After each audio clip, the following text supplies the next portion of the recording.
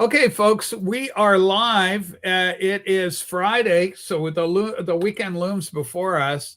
Program note on the channel: we are thinking. Well, I was thinking. Blake is acquiescing, kind of thing. I was thinking of, we wanted to be able to establish a channel. We're just talking about this backstage.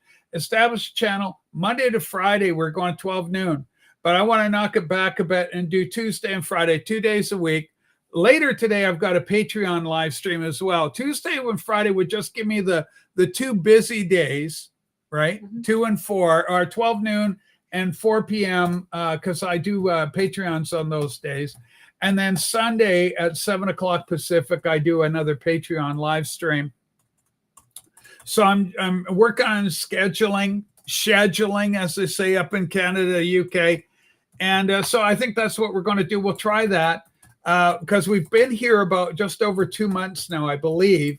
And, we're having a lot of fun. I'm finding a great outlet for it. I find a need for it personally, just to articulate a lot of the politics, a lot of noise going on. And then second to that, I'm finding that I'm having a lot of fun on the X platform. I'm about 6 people away from 3,000. Now, admittedly, 1,000 of my subscribers over there are probably bots.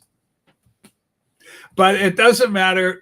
So I get a lot. I have some fun on X platform, and I'm getting a lot of my angst out, a lot of my, because CBC, I was just telling Blake, they light me up every second post they do, gaslight me with some nonsense that they spew.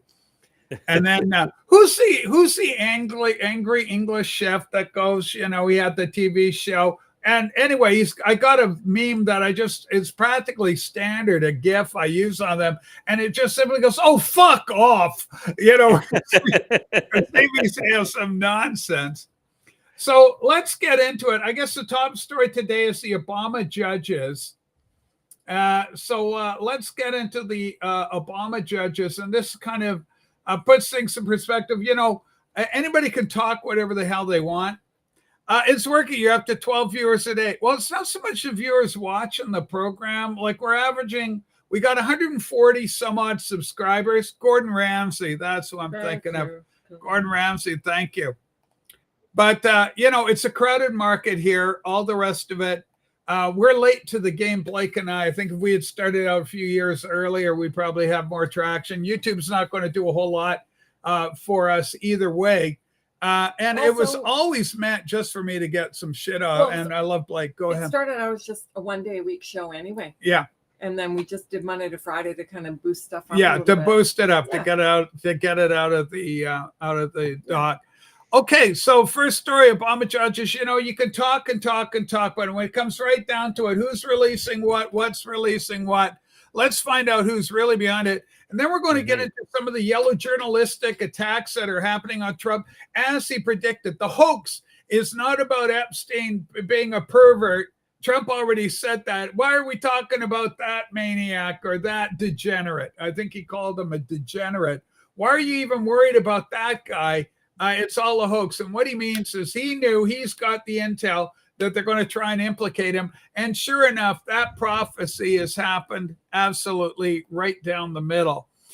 So we're going to cover some of those disinformation attacks that are coming out from the yellow press, legacy media, the usual suspects. But let's go and find out who's actually stopping what and what's going on. Okay. What are the odds? 1 in 3.73 trillion. This is coming from Rod D. Martin. That's the statistical chance that hack Obama judge Paul Engelmeyer would randomly be assigned all 7 Epstein-related cases in the Southern District of New York. And yet somehow he got them. And now he has decided if Ghislaine Maxwell's grand jury testimony stays sealed. So he decides. He's going to be the deciding character on all this. And if you follow the thread, is this a thread one? There's one of a thread. Yeah, 2. Paul Engelmeyer, appointed by Obama, blocked Trump's Treasury record subpoenas, now blocking the unsealing of Ghislaine Maxwell's testimony unless Trump's AG Pam Bondi gives him more info by July 29th. Just a coincidence. Keep reading. Let's go number 3. There are 45 federal judges in the Southern District of New York. Engelmeyer has handled all 7 Epstein-related cases. Doe versus Indig, Jane Doe 15, New York Times versus Bureau of Prisons, Black versus Geneva, plus 3 more. Odds of that happening are 1 in 3.73 trillion. Now it holds the key to unsealing Ghislaine Maxwell's grand jury, the same judge whose decisions leave experienced lawyers scratching their heads, quote, unquote. The same judge whose courtroom keeps attracting Epstein orbiters like magnets. The same judge who went after Doge. Obama judge banned Treasury Secretary Bissett from accessing his agency's data. Scroll on down. We got any more here? 5, but it gets worse. The other judge tied to Epstein's disclosures, Clinton Judge Richard Berman, the same guy who shut down the Epstein criminal case instantly after Epstein died. The same guy who trashed Trump and Giuliani in public interviews. How convenient. 6, Trump's AG Pam Bondi is pushing to unseal the grand jury testimony, shining light on the names and networks of blackmail. But it's all bottlenecked at these Democrat-appointed judges. I wonder why. The world wonders why. 7, when the judges holding Epstein's secrets are 100% Obama Clinton insiders, when the odds of these assignments are 1 in 3.73 trillion, when they've already shut the case once, it's not justice. It's a deep state cover-up in robes. It was from the first. We want the truth. So anyway, and there's from Rod D. Martin. Still drop a link in there, and you can follow this character on the thing. What a coincidence. What a fucking coincidence. Judge Rosenberg, quote, the usual suspects, absolutely fundamentally true. Now, what do we got from the Yellow Journalist Press? Well, we've got, I'll do this one, Epstein Trump, Derek Evans, Epstein Trump. That one's kind of 4th from the bottom or so. Sue. Again, as always, I want to say thanks to Sue being here. Vinyl Gorilla, I know you like the channel. This is one of your favorite shows. We're going to knock it back. We're going to be here Tuesdays and Fridays only, 12 noon, same time. But you're going to catch us 2 days a week instead of the 5. It'll be more time off. I'm retired. It means less time at the computer. I have more time not to hassle with the internet, which I enjoy. All right, let's take a look. What have we got here? Very simply, breaking, President Trump allegedly signed a copy of The Art of the Comeback for Jeffrey Epstein with a message saying, to Jeff, you're the greatest. This is from the New York Times. Okay, and then go down to, there's my response. Oh, wow, here's the clip. Go to Lady, her post. Breaking New York Times, there it is. She goes, 1997. 1990, seriously? So the New York Times go back to 1997. The Times found another admiring note. Trump wrote to Jeffrey Epstein, to Jeff, you're the greatest. Wow, it sounds deeply emotional. It sounds like there's a commitment there, a lifelong relationship. Sounds like he might have been in the lineup at Barnes and Noble, right? Could you sign this to me, Jeff? Let's remember Trump was the only one who helped the prosecution when they Trump Trump was a whistleblower when they called for putting Epstein behind bars last time. Yeah, so. I got an autograph book from Dave Tiger Williams. From Dave Williams to Dave Williams. Keep your head up. Which is good as a hockey player. Yeah, it's great. Let's say with guys like him circling around you. Have you ever had anything signed like that, Blake, yourself, an autograph? Oh, yeah. You're the greatest, Blake. I love you, little kid. Well, absolutely. I remember going to a hockey game you remember when the LA Kings used to come to Victoria, and that's where their summer camp was, and they would play, the Canucks and other teams. There would be a few the inter-squad games, stuff like that. But yeah, I remember walking up to Marcel Dion, and he asked for my name, and he wrote a little note for me about, something very kind like that. Just like, you're awesome, play well. He didn't know if I was a hockey player or not, but, do well. But I've had other autographs as a kid growing up and stuff like that. But as I said, that sounds like anybody could get that written in a Barnes and Noble lineup, right? For an author.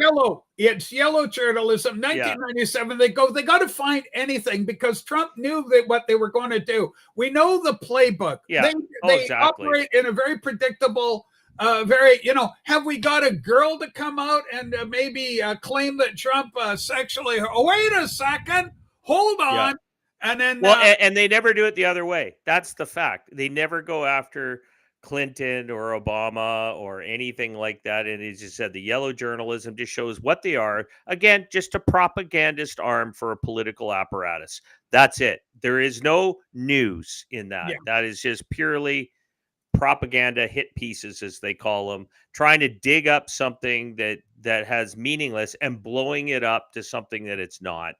As you said, getting an autograph in a book is not a story. I mean, that's not anything. They're trying to say, well, look, he was a buddy, and look at this. He wrote how great he was. It's like, yeah, yeah, you could show it. I mean, I remember getting my brother got an autograph at Eaton's in Victoria from way back in, I don't know, 1960s. You may have been there one time when Gordie Howe would go to Eaton's and he would do these signings on the cards and write messages to people. Well, yeah, that's what I'm saying. So this is the full court press. The media is going Epstein, Epstein, Epstein, because everything's breaking on Obama's corruption, that whole administration, James Clapper lawyering up. So don't look here, look here. It's the same old, same old, same old. The playbook, we've seen it a million times before. Yeah. Muhammad Ali would sign the book to Jeff. I am the greatest. That's true. Always true. Smoke. Atta girl. Yeah, absolutely. Absolutely. 4D, we got news coming out of England. I'm going to do this for you. This is a big one. Can you do the Online Harms Act thing from England? I love doing stories from England because we do have my good friend 4D here. I admire him a lot. I like this guy a lot. I consider him a friend, despite the miles. We've never had occasion to meet one another, but he's a very nice guy. I've been on camera with him before. He's a very nice guy in Manchester, very intelligent guy.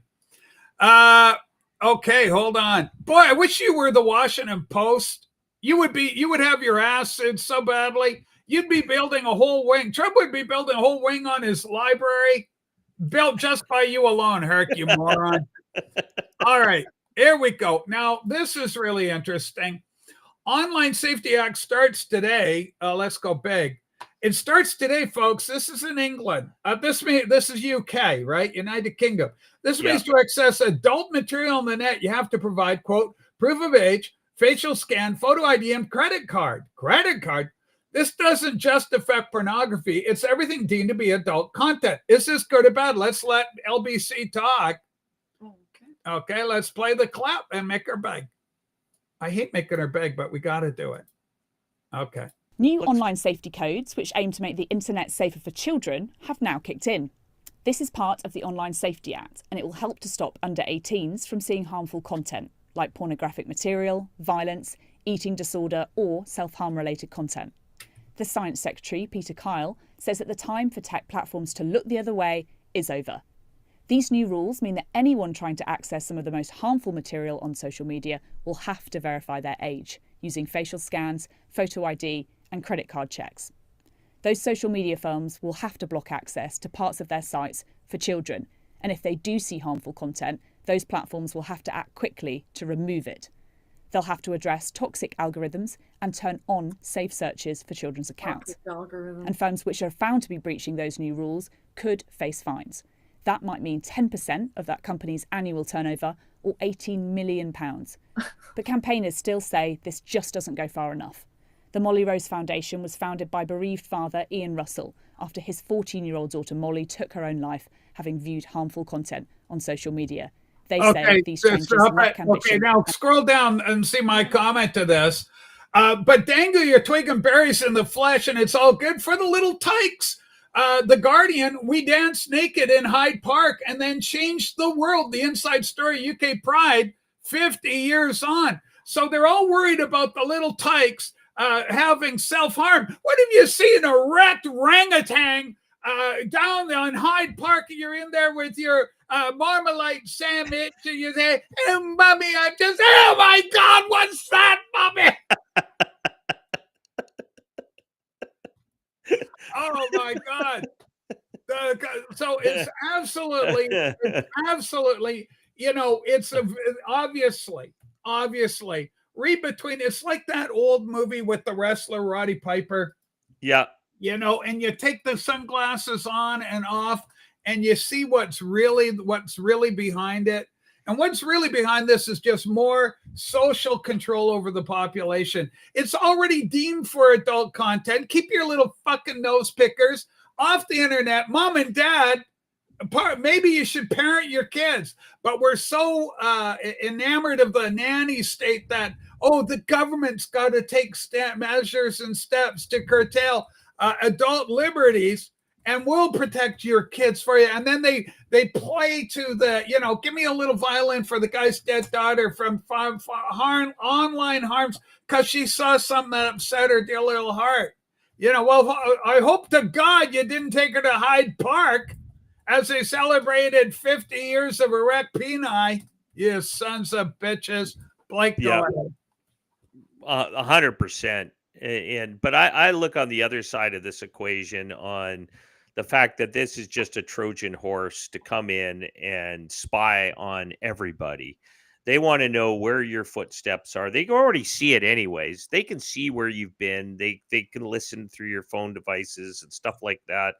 But yeah, the hypocrisy is probably even more glaring, as you say. Like it's okay to have, you know, pornographic books to teach children about sex with same sex and all that kind of stuff for kids, but God forbid they might stumble upon X and learn something, an alternative viewpoint politically. And I think that's what this is really about, is that they're going to find a way to close the gap and the door to anything that they deem harmful to children. And that's the thing. I remember years ago, you and I were talking in the 1990s about this, and you said, how do you think they're going to strip our freedoms? And and I said, well, you know, there's probably different ways. And you said, look at a milk carton. Yeah. Putting a child on the side of a milk carton. And that begins, they'll use children as the tool to take away people's rights and freedoms, because it's all about safety. It's all about, you know, protection. And this is how these draconian states gain power. It's about protecting you. It gets to the point of protecting you from outside attacks from foreign nations to it moves internally. You cannot be trusted. You need to be watched. We need to know where you are and where you're buying online, going to the bank with your money. You need to tell us why you need that money, you know, and now it's just like, okay, well, you know, talk about an Epstein Island on steroids. Now they can track everybody's private interests online and would have potentially dirt on everybody and say, oh, well, you're married. You know, what are you doing on that porn site? We've got information. That stuff gets on the dark web or into the dark, deep state agencies to control people even further. They're getting into some, or planting stuff, weird stuff, which we know they've done. We know that the NSA and certain agencies have planted information on people's computers to make them compromised. Especially, you know, anything with child porn is the go-to to go control or destroy somebody. Yeah, I think they own most of it. Yeah, exactly. But this is the point. They're, you know, they can't be trusted. The government cannot be trusted because they're saying we can't trust you. And that's the problem. No matter with all its warts in freedom has warts, it has difficulties, but the difference is you're still free. Yeah, there's dangers. That's life. Crossing a street has a danger. You know, you don't need a bureaucrat standing there telling you when to cross the street, right? You can look both ways, but there's a chance you might get hit by a car. And parents, that means you're responsible for helping teach your children, you know, safety in the hands of your parents, not in the hands of the state. That whole Clinton crap with it takes a village bullshit. That's a communist manifesto right there. It takes a state to raise a child. No, it doesn't. It takes parents, families. Well, that's part of the problem. Loving their children. Yeah, they go after a nuclear family. So mom and dad in the old days, dad would go to work, mom would stay home, look after the kids. There was enough money from dad, a single wage earner, to come home. He'd be working a full-time job.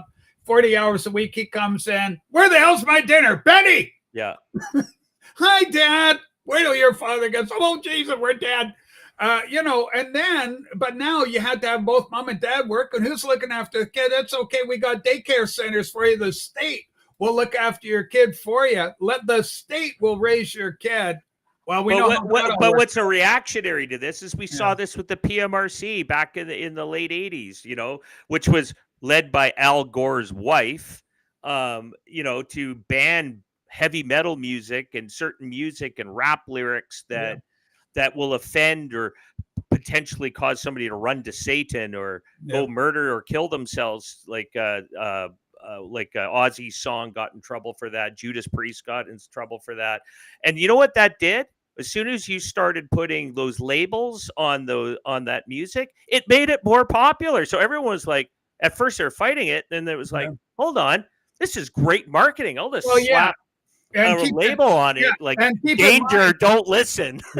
And keep in mind who spearheaded that. Tipper Gore, Al Gore's missus. So there you go. You and I grew up in a time when you go to the movie theaters and had different layers of movie. You had restricted, and we had the cat, the panther. It was a little kitten, and then it would into a bunny, and its tail would go like some sort of thing. But you would always find somebody who would let you in or take you in, right? As a minor, you'd be like, "Oh, I want to go see Jaws." Oh, well, that's restricted. Your parents would take you to go see Jaws. Yeah, you wouldn't swim for a couple years after that. Nobody would. Get out of the shower, psycho. That's right. All right, Blake, we got another one.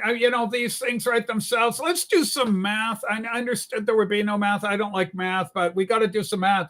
This one's called a Dem cell phone. This is making the rounds. It's quite good. It's the top link of today's program, Dem cell phone. And then this is courtesy. We'll go into a little more. We got two on this story. Right after it, we'll show the Ted Lieu link with there. Holy smokes. Let's take a look here. Okay, what do we got? Okay, stupid post.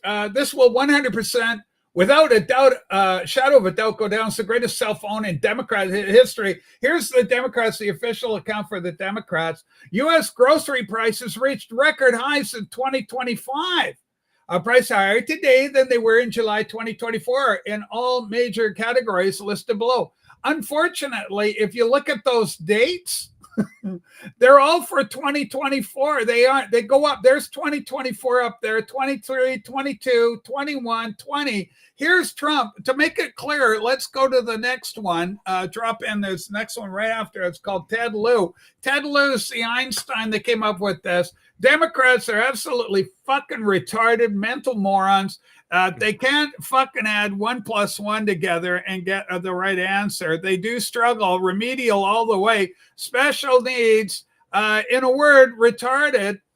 James Wisco, he was so busy chugging Ed Buck's contribution. Ed Buck, of course, the child abuser. Democrats are big on, of course, I know Herc is, and Chauncey, all these kitty diddlers, allegedly. He forgot how to read a simple graph. Trumpflation. Scroll her up, U.S. grocery prices. Here's where Trump is down here. And here's where the Biden Democrats, it kept going up and up under Biden Democrats. That was courtesy of the Trump White House. And it just absolutely couldn't be more clear. So, needless to say, the Dems went and deleted that. Porch Diddler Pineapple. Yeah, you're the top wank. I tell you right now, Diddler. Holy smokes. So, Blake, thoughts on Ted Lieu's graph? Obviously, somebody wasn't paying attention to this. Maybe he was reading it upside down. Do you think they actually believe their own, their own propaganda? I mean, to even put that out there it's absolutely insane. Well, I think they did. Obviously, there's no check. They were just desperate to get something in there, and the guy put it out and I said literally read it upside down. Said, "Oh, that's great. Let's go after this. Will make he's been in government for 6 months, and look who was in government during that time period. So you had up to 2020, boom, 2020 to 2024, the wreckage, right? Now we have the disaster, but you can see that in all left-wing run governments now. Look at the graphs in the G7s and all the left-wing governments, all skyrocketing and during that time period. And of course, COVID. Let's print money out of. Oh, we're going to talk about that. No, we can say the Okay. word COVID, but during COVID was the time they were printing money I'm out of so control. scary, even on YouTube, even to hear those letters. Okay, Sue, can you bring me up Alina Habba in New Jersey? Alina Habba, New Jersey. This is a multi-layered story, Blake. This is a kind of a story in 3 acts, okay? Maybe 4. So we're going to get to it, and then I'm going to play the other, because the other kind of puts it in perspective. Okay, let's take a look here.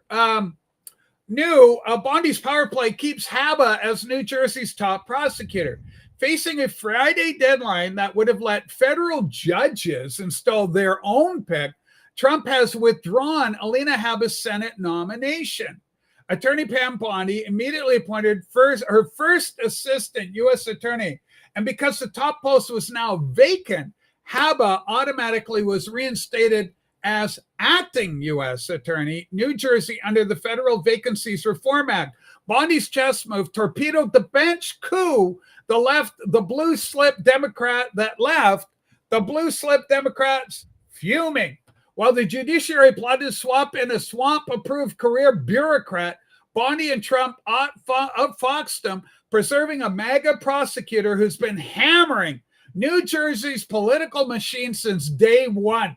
Score 1 for the adults in the room. Now watch the Beltway lawyers howl, and Herc, and Chauncey, and Porch Pineapple, and all the rest of those bum-humping friends of Satan as we unroll the incredible work of this beautiful young lady, Alina Habba.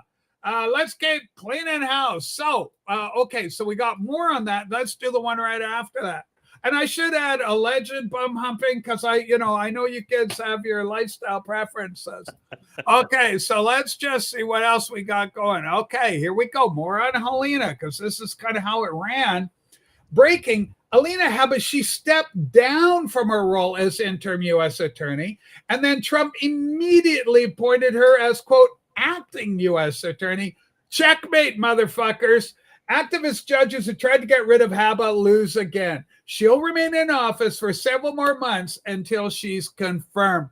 An absolute masterstroke by this genius president of us is playing 4D chess. These fuckers are still trying to play snakes and ladders and figure it out. Is it the snakes that make me fall down, or did the ladders make me go? How does it work? Who's got old maid card? I got the old maid. Oh, go fish. Fuckers. Absolute morons. That's right, Bob. I think your viewership just went through the roof now. I tell you, well, I get annoyed. Anybody else annoyed with all these libtards? Holy fuck. All right. Let's go. Holy hell. All right, let's see what we're doing. Okay. Blake, we got to go on today. This one's titled Canada Pays. Canada Pays. Now, we're seeing tremendous success with the tariffs, $221 billion surplus coming in to the U.S. because of these incredible tariffs that are doing incredibly great. Sounds like a new show on ABC. I know. Yeah, it's going to replace The View. We'll cover those bitches in a little bit. Okay. They should call it The View, as in singular. So this is beautiful right here. This is going back to our elbows up Canada protest breaking. Table Salt from Canada writing. Trump reveals there's no deal with Canada ahead of August 1st deadline. Quote Trump, I think Canada will be one that just pays tariffs. When the letter goes out, they'll just pay. That's the deal. Let's play the president. Hear him. I love this man. God bless you. August 1st is going to come, and we will have most of our deals finished, if not all. We haven't really had a lot of luck with Canada. I think Canada could be one where they'll just pay tariffs, not really a negotiation. We're working very diligently with Europe, the EU, which covers a lot of territory, a lot of countries. And that's the big one right now. We have the confines of a deal with China. But we haven't really, we don't have a deal with Canada. We haven't been focused on it. When the letters go out, All right, Blake, take it away. So Canada, wow. How are we going to do with this? Is this hurt America? Is this hurt Canada? Who wins with this? Canada gets crushed. I mean, that's ultimately what's going to happen. But I don't tell this guy with his head firmly up his asshole, so he's swollen and chunking out big pieces of poo-poo, just gurgling in his throat because. Okay, here's a graph. Basic economic. Why does this? How can this hurt Canada in any way? Why did tariffs? What's the big deal, Blake? This is how bad, because Canada does over 80. I think it's 84% or 86% of its trade with the United States. Right. We are right next door. We are partners in so many different ways. If you start tariffing Canada, Canada has ridden on the backs through its corporate monopolies, and it is a monopoly in Canada. Quit all you people in Canada running around with your chicken arms, wagging them like this with Art Carney, our prime minister. Yeah. The fact is that you need to look at the reality is Canada's being hurt by Canada, not by Trump. Canada's been hurting Canadians for a long time. We are trying to preserve supply management monopolies in Canada. It needs to end. Americans get Canadian banks running in America. American banks can't operate in Canada. So there you go. So they're just there. Milk, we're dumping billions of liters annually down the drain because of the dairy cartel. We've got the Canada Wheat Board, which also controls the sales of wheat. So you've got all these different entities in Canada that are all managed by edicts of the government, controlling those markets, run by bureaucrats. That's the problem. We have a bureaucratic state. Canada will collapse. I saw this hilarious story yesterday. We should pull it up if we can find it. But it showed how Canada was gleefully promoting that we're going to do a workaround trade deal our own with our own highway to Mexico, and it's going to be worth $158 billion per year. And I'm like, 158 billion. And then I'm looking at this statistic. Canada's annual GDP is 2 trillion. America's 25. So 158 billion we get from Mexico isn't even going to put a dent in what we would do with a loss with the US on trade. What does America want? Free trade, true free trade, free market both ways, just like the Philippines. The only reason why Philippines is paying a little bit more, they're paying a 19% flat rate, is because their currency is worthless. It balances out the currency side. I just want to kick this guy right up his rectum. Listen, you sphincter-ridden piece of shit, porch pineapple. I'm going to fucking lay it down for you. How the hell is Canadian steel and aluminum doing, Blake? Can we sell America Canadian steel and aluminum? Well, did you hear what Trump just said in that, folks? Trump just said he's working out a deal with the EU and China. You know what he also said? He's also going to make you pay a tariff if you try and do a workaround by push your products through EU and then bring it in America that way or through Mexico that way. You will pay a tariff where it originates from. So he is locking the door. Canada will have nowhere to sell it to except for all the rest of the world be lining up. Well, America's not buying for you. I guess you have less customers who have less money. So we're going to get it cheaper and cheaper and cheaper. So Canada, you'll be working for nothing. You'll be taking a loss to keep people employed to buy your aluminum, your steel, potash, et cetera, because there is other areas that are doing it. Look, there's the Joker on eBay. And it's Green Goblin. But anyway, U.S. steelmakers say Trump's tariffs are working. They want Canada to follow suit. Very simple, right there. So, and also Canada is losing on that. So they've already laid off a whole bunch of steel workers. They're shutting down EV plants. Canada is in financial turmoil right now. This will be the death. This is the final nail in Canada's economic coffin, because we won't be able to sell our stuff anywhere. As Blake was just intimating, if Trump's the biggest player on the block and he's got control of the EU and he's also got control of China, then, and if he says, you fucking deal with these Canadians to fuck us around, you'll be paying for it. Literally paying for it. And so they aren't going to go, sorry, big bully guy, America, we won't cause no trouble, mister. Don't take our marbles away. I know that people like Herc and Chauncey and Porch Pine have lost their marbles. Well, Canada, Benoit, go ahead. Canada has the worst tariff system internally between provinces, and we just found out that Wab Canoe out of Manitoba has joined EB, and now he's blocking pipelines without, indigenous consultation, as they call it, which is basically it's going to block it.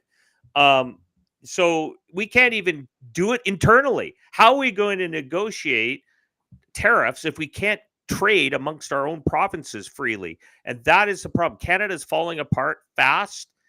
And it was done well before Trump was elected. It was the path of destruction was started well before Trump was ever elected, even his 45 period. It was on the path of destruction starting in 2015. And Trudeau made us into a post-national state who was being influenced and by the consultations of Mark Carney. And that's the guy who was in the background working with the WF to bring Canada into what they thought was a new worldwide order of you'll own nothing and be happy, owned by a conglomerate of monopolist corporations like BlackRock, Vanguard, State Street, who are American-based in a lot of ways, but they're multinational. The multinationalists didn't want nationalism, and Trump brought back nationalism, and now Carney's having to desperately bring back nationalism into Canada, but doesn't look like Alberta is going to have anything to do with that unless it means everyone's going to be treated equally, which Quebec won't play that game. So Canada's finished. I'm sorry to say it, folks. Canada's finished unless they have a reformation and a realization, hey, let's stop protecting screwed up government protected marketplaces like dairy, like cell phone providers, to banking. Need to open it up, free trade both ways, 100%, no holds barred. We can compete in the U.S. U.S. can compete here, unify our currencies, become an EU of North America, a fortress North America. That is the answer, Canada. If you want to maintain your flag and you still want to drape yourself in it, that's the only answer you have. You cannot build big trade networks to where? You're going to go make money off Laos? Maybe $20?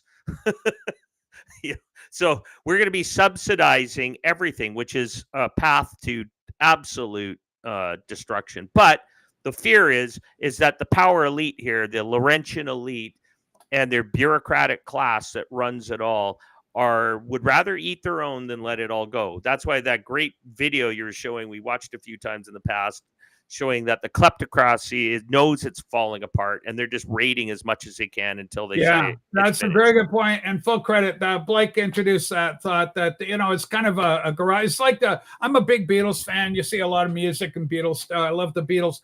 They had the Apple Store back in the 60s. It was going bankrupt. So the Beatles wives, the night before it became public knowledge that they were closing the shop down, the Beatles wives went in there and they grabbed as many dresses and outfits and things as they could, because they knew that it was going to be all gone the next day. And sure enough, they had a fire sale the very next day. All right, let's take I don't even know about the legality of all that, but let's take a look here. Breaking, another paid protester has disrupted the confirmation hearing for Janine Pirro as President Trump's pick for U.S. Attorney for D.C. Good things are happening. Things are moving ahead. We've now had our fourth and fifth free D.C. protester. This is probably something that Chauncey and Herc are busy jerking each other off to. Protester outbursts. Not sure who's paying these protests, but the money's going to waste. Let's hear the protester interrupt the meeting. Editorial career. They further quote, she has been widely praised for her work.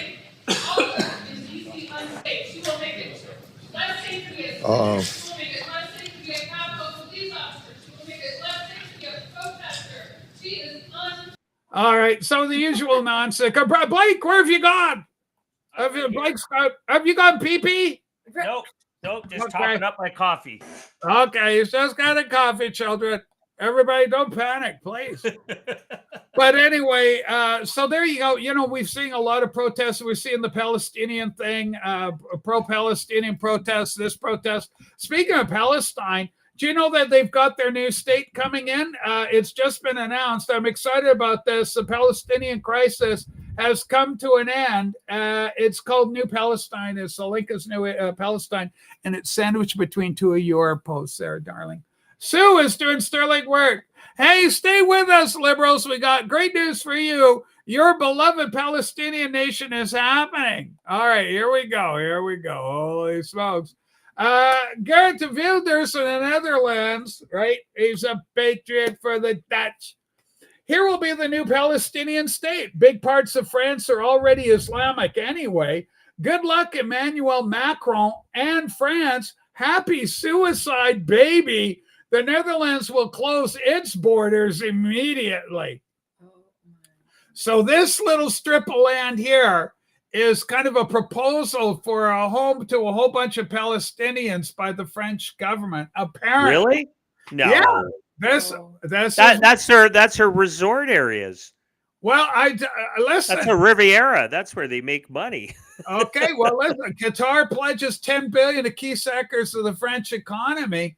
This is Geert Wilders. He's a leading politician in Holland there. Very interesting comment, because Macron came out with his own statement about Palestine, recognizing Palestinian as an independent state.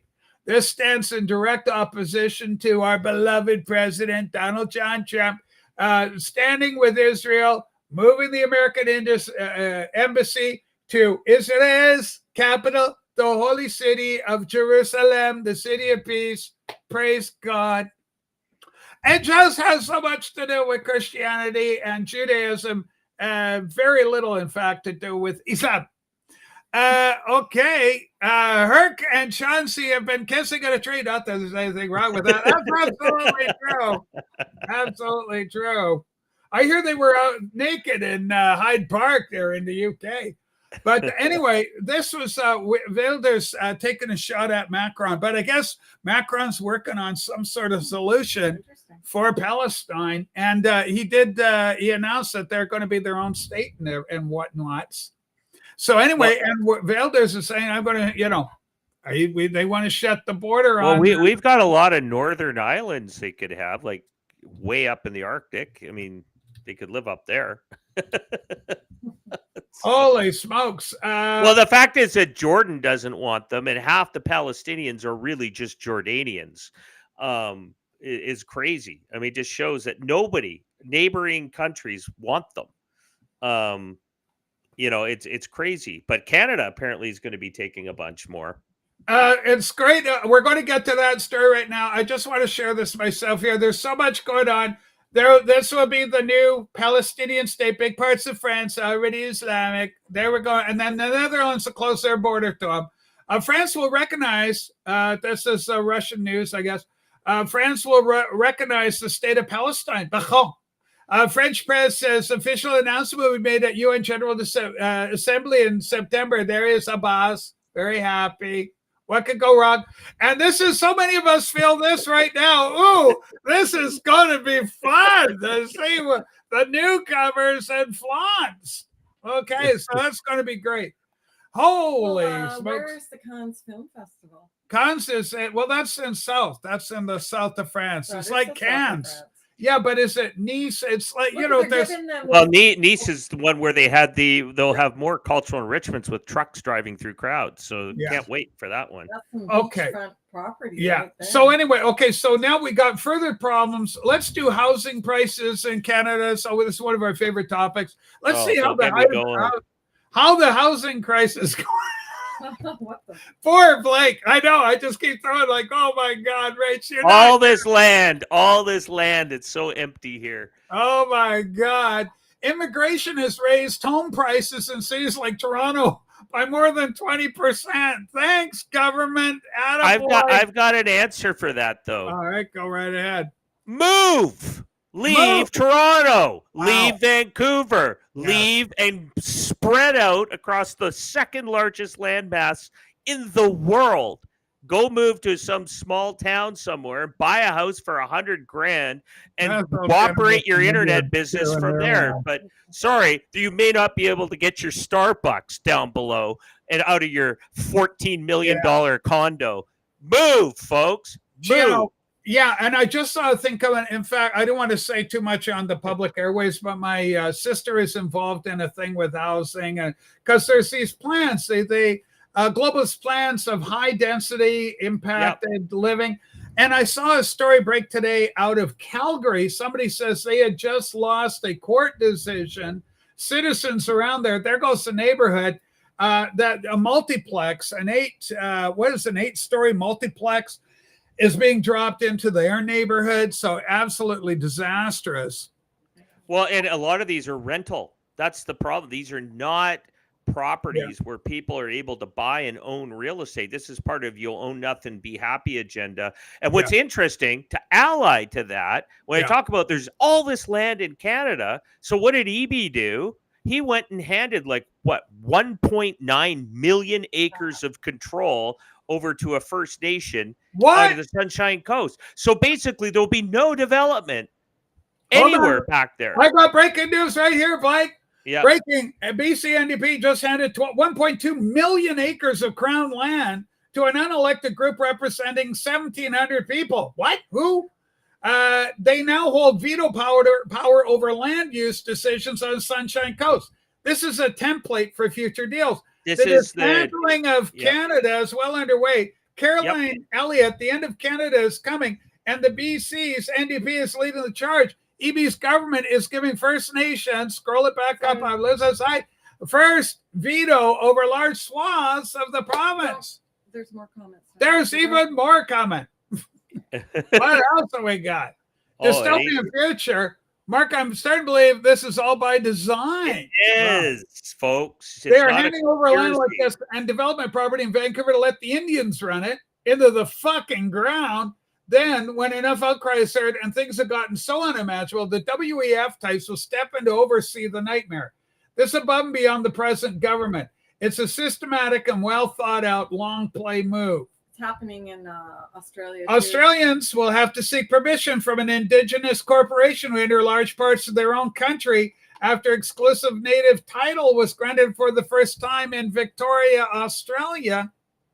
Which is a state, not a city. It's a state. Yeah, Australians excluded from large parts of Victoria, the state, and Australia under new native title ruling. Yeah, this is all part of the DRIPA. UN DRIPA, which I'll remind everybody was voted upon in the United Nations by our enemies like China and other countries that have an axe to grind and want to slow us down, voted for this and supported this crap. This is all part of the China 15-minute city social credit system, carbon pricing system. You'll own nothing and be happy. And the Indigenous people, I'm sorry, folks. I love you guys. I really believe you have a right to your culture. I believe you have a right to freedom and a right to own your private property. But you're being used. You're just a vehicle that they're going to use. They'll just take it away from you down the road again. So this is pretend, folks. It's pretend bullshit type stories. Why we have all these acknowledgments, what they call land acknowledgements over every political statement in Canada is being made, even in the big corporate monopoly companies like banks and all that do the same thing. They do these land acknowledgements, but it's not just a land acknowledgement. It is a social contract. When you are saying that we are on the unceded territories of name Indigenous group there, and when you state that, that is the loss of territorial control of that area. You're admitting you have no claim on this land, that you're releasing that claim onto the Indigenous people. And the corporatists, the globalists have milked that. That's what it's all part of the plan. They'll try and do it in the U.S. It's coming. It's coming in some states, but MAGA will stop that. All right. Well, there's some good news. There's always a silver lining in every cloud.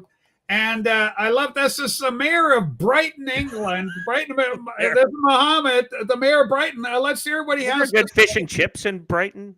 Yeah, here we go. So he's going to explain. This is going to be some good news. Finally, some good news. Here we go.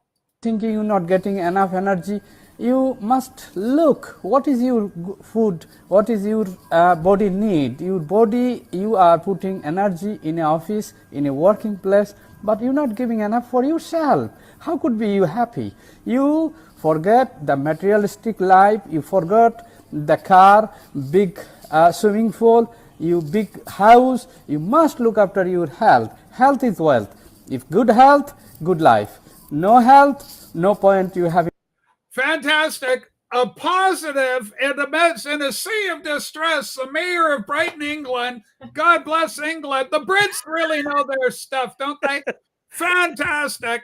Really encouraging words. You know, if you don't No more have pork their- chops. you No don't more have bacon. don't have their wealth, you don't have their health. Okay, let's keep going with what's proving to be one of our best knock 'em out of the park episodes ever. Okay, Sue, let's go. Okay, we did that whole. Did he say down and out Nashville? Good point. I could hardly understand him. What happened to the RCMP during the protests, Sue? Were they under duress of some sort of trouble? Were they feeling the pressure? Oh, geez, birdie num nums.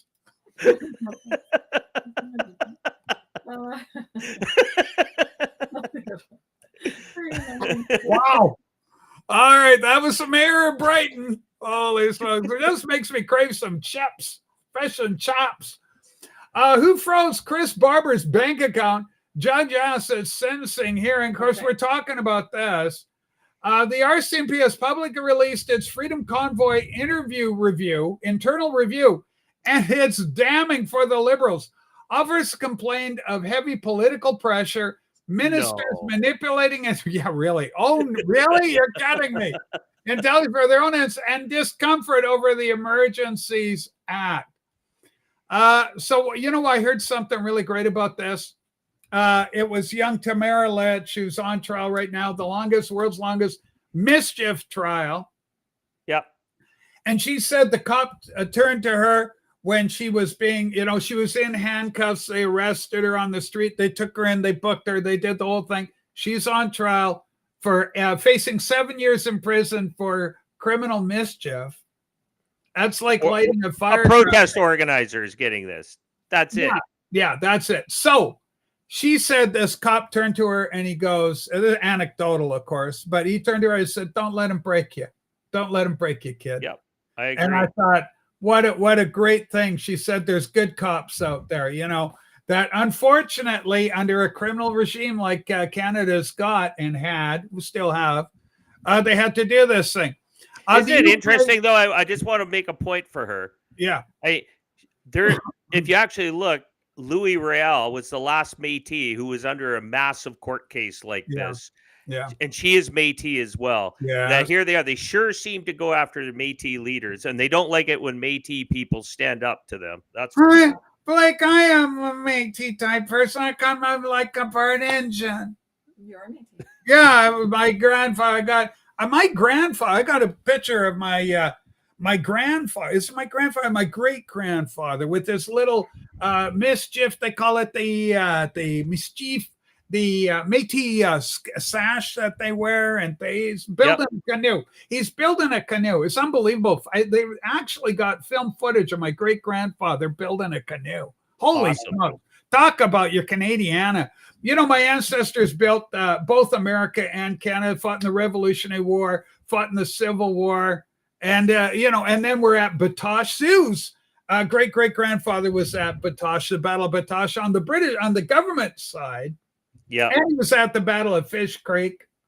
And he was at these two big Métis battle sites, the Canadian Rebellion, and more rebellion is classic. They called it the Northwest Rebellion. Northwest Rebellion. And so I'm fighting on one side with all my Indian people.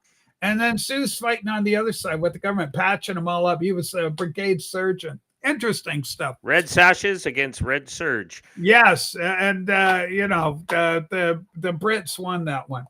Okay, what else we got? Oh, okay, let's do MAGA singer. We got trouble for Christians. Sorry, Christians. Wah, wah, wah, wah. What's happening to poor Christians now. Let's find out what's going on. Did you hear about the big thing with the Islam guys outside the old basilica in Quebec and Montreal? And then the Catholics counteracted with all the bells ringing, ring them bells. Ladies and gentlemen, we got a tour going on up here in Canada. Chris Selly, burning mega singer. Banning. What am I say? Burning? Burning. Oh, sorry, burning at the cross. Banning mega singer Sean Feucht. Canada says further in Trumpian incoherence. Trumpian, fuck off with your Trumpian. Notice it's an opinion piece. It's yeah, I go. Yeah, but I go Trumpian incoherence. Oh, fuck off. That is my response to it. But yeah, it's true. In true draconian fashion, this American guy coming out of California, I had never heard of him. He's a Christian singer. I started following him on X as soon as the machine went after this guy. It's the Streisand effect. The more you suppress, the more it bounces back, boomerangs. Yep. So so anyway, they got that. And then there's another one, mega singer under here, National Post. Or is that the same story, Sue? Same story? What? I mean, why are they calling him a mega singer? I mean, because he's pro-Trump. He's pro-Trump and he's Christian. So it's, it's making America. Or is it more he's just a Christian? He's a Christian because if it's a group of our newcomers from Islamic countries, they can block roads and pray in the middle of your street with no arrests. Do you know what happened to this guy, this Christian singer? He's from California, as I say. He's in Canada. He's outside Montreal. Somebody fucking rams his bus, his tour bus. It probably had a big Jesus on it. And I'm thinking, was Herc over here in Canada? Did he he saw the Jesus thing and his Trump derangement went crazy. His asshole started to pucker once again. He said, I'm feeling that familiar puckering. I've got to go cram it. And I think something like that could have happened. So we don't know whether it was intentional. What's going on? This kid, he's been banned from 6 venues so far across Canada with this tour he's doing. But people have come to his aid. And one farmer said, you can have my field to do it. Woodstock, right? Have my field. The authorities quickly came in and said, you can't have more than 200 people. Do you know how many people that have packed out? Holy smokes, that'd be amazing. Rich, could you please have Blake and and Vinyl Gorilla debate Rob the Waxed on one of these streams? Holy smokes, Rob the Waxed. I love Rob, but Rob has got his own take, and it's so bizarre. It's just kind of like, well, if it didn't happen in Malibu, it doesn't really affect me. It's World War III, Rob. They're blowing up the Middle East. Yeah, but, did it affect Malibu? Is my life any different? Really? It's that kind of thing. So I'm saying that as a response for you, Porch Pineapple. Yeah, meanwhile, we're 20 seconds to midnight. Okay, this 20 seconds. 20 seconds to midnight. Here's another one of our favorite stories we're covering. Blake, you're going to be pleased to know that funding requests for our residential school grave searches have tripled their original federal budget. And they haven't dug one grave. So far, now, this has been going on for a few years now. We haven't found one dead engine. They haven't dug anything. Though we've had, 100 some odd burnt churches since and destroyed monuments. And how much have they spent? So can you just Google for us, research quickly? How much have they spent? That's right, Quirt. Quote me on that. Puckerings. There's been a lot of puckering. Holy smokes. I tell you. Hot and heavy today. Yeah, it's Friday. It is Friday. I want everybody to have the greatest weekend. I want to thank Blake for being here. We'll see if Sue can get us a figure on that. I just wanted to see how much they put money into this, finding the dead kids. But they haven't even dug anything up. What? They haven't broken ground anywhere. Oh, well, you're not going to find all the dead kids unless you dig the ground to find the dead kids. That seems kind of logical. Find a bone or two anyway. Am I correct on that? I don't think they've done. A shovel hasn't broken ground. Well, anyway, the point is they haven't found a single body. Okay, they've done some geoforming. LiDAR, I think they were using LiDAR, or something like that. The sonar thing you see on Time Team, the old British show. Oh dear, Richard the Third. Anyway, I love that. I don't even know what you Blackadder fans know. Residential school funding. Residential school dead kid funding. No, 20 Wolfie, I just want to point out that 20 seconds is midnight.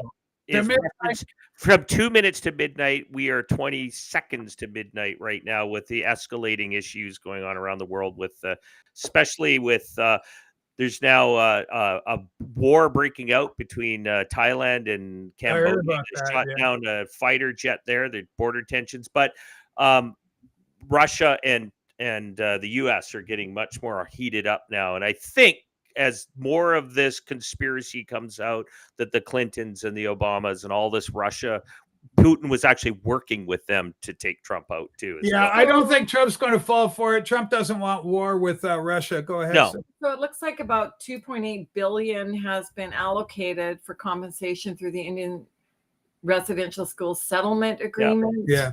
The 2022 budget allocated 209 million to support Indigenous communities in investigating and memorializing burial sites. Oh, for fuck's sake. And so on and so on. Yeah. So just billions of dollars. It's payola. Keep the Chiefs happy. It's a narrative it was a narrative to give these guys money. Yeah, and like we're seeing with all the land claims and all the rest of it. Like and sadly, again, 90% of the people who live on the reserves don't see a dollar of that money. And that's the sad part. They're being used. Poor as ever. The lunatic is on the grass. I'll tell you that much, 4D. Ladies and gentlemen, I want to thank Blake McKenzie for being with me today. Blake, we'll be back Tuesday. How does that work for you? Yeah. Taco Tuesday. Yeah, we'll be back on Tuesday. I love that. Let's have Taco Tuesday. We love you, liberals. Don't take any of my barbs and my criticisms to heart. I don't want you self-harming, You'll have a Patreon hug. Holy smokes. Just keep the kids away from Hyde Park. Holy smokes. All right, everybody, that'll do it for us today. Thumbs up on the show and subscribe, and we'll see you Tuesday. Bye for now. Have and a great Patreon, weekend. I'll see you today at 4 o'clock Pacific. I have a Patreon. You can throw money at me. Take care.